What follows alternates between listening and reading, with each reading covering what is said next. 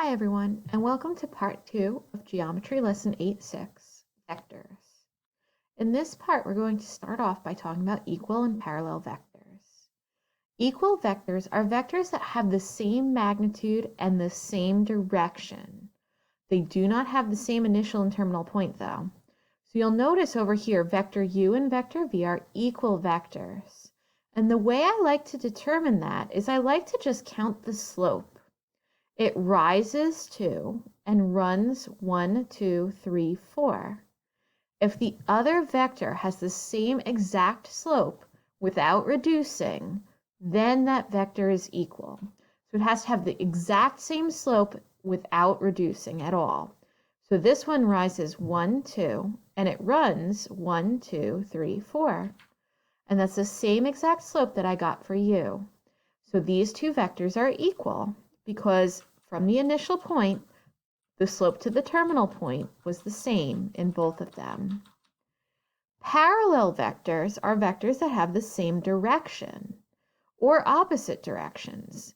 Now they can have different magnitudes, so I like to think of this one as them actually having the same exact slope, but you can reduce. So in this case, it goes down 1, 2, and over 1, 2, 3, 4.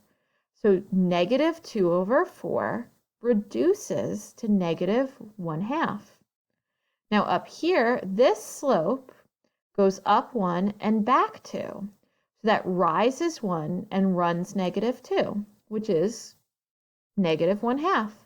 So those slopes reduced to the same values. That makes them parallel. Notice, equal vectors you can't reduce, and they have to have the exact same slope. So it goes up the same number and over the same number. And they also need to be pointing in the same direction. But parallel vectors can point in opposite directions. The slopes simply need to reduce to the same value. So let's take a look at an example. In example 4, they want us to identify each of the following. And in part A, they want us to find the equal vectors. So pause this video, see if you can figure out which vectors are equal, and then press play to see if you're right. So I noticed that although DC and FE point in the same direction, FE is much longer than DC. So I know that they're not equal. But AB and GH appear to be equal. I just have to double check.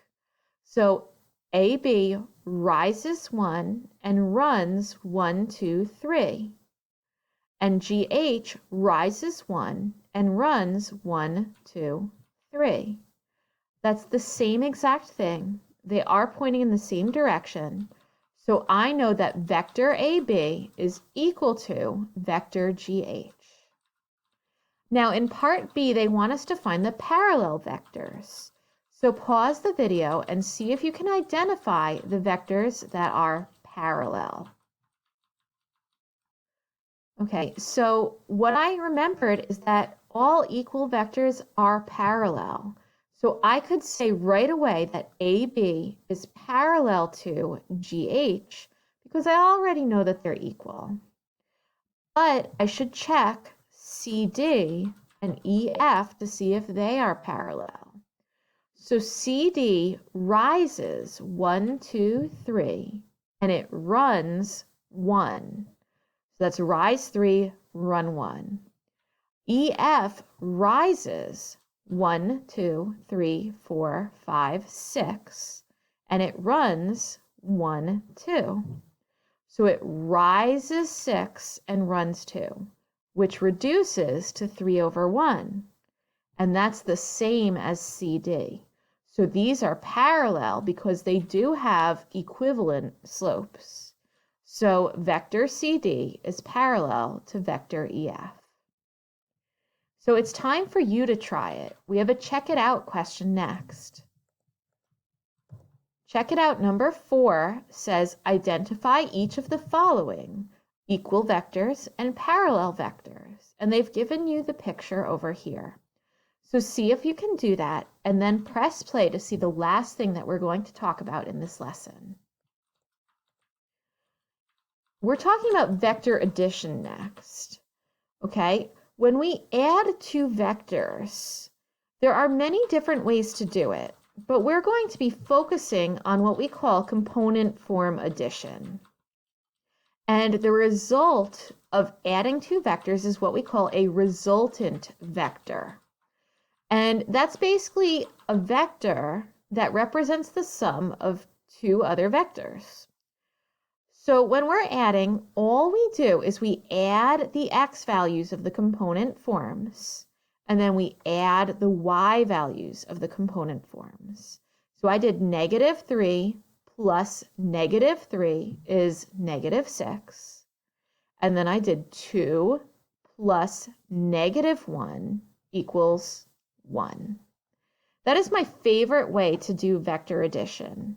There are other ways as well, and if you're curious about those, you can check them out in your book. We have the parallelogram method, and we have the head-to-tail method.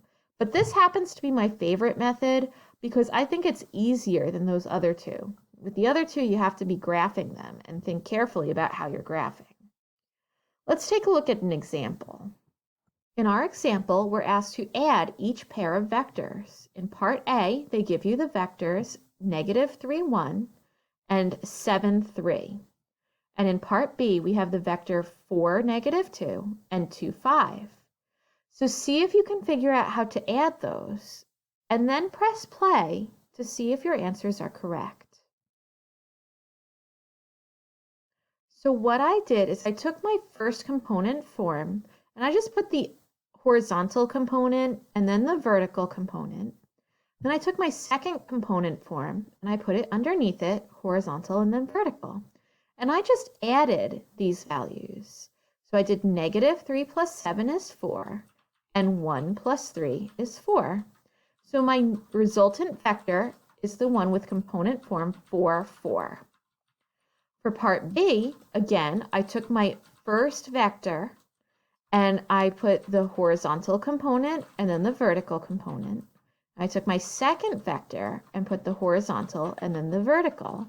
I just added straight down. 4 plus 2 is 6, and -2 plus 5 is 3. And that is my resultant vector, the one with the component form 6, 3. So you have your last check it out question next. Let's take a look at it. It says to add each pair of vectors. A, they give you the one with component form 4, 8, and component form -2, 2. And in part B, they give you -2, 5 and -1, 2. Now this one is not in your book, so make sure you do it before closing this video. And don't forget to submit your answers to your Check It Out questions. That's it for this lesson. Let me know if you have any questions.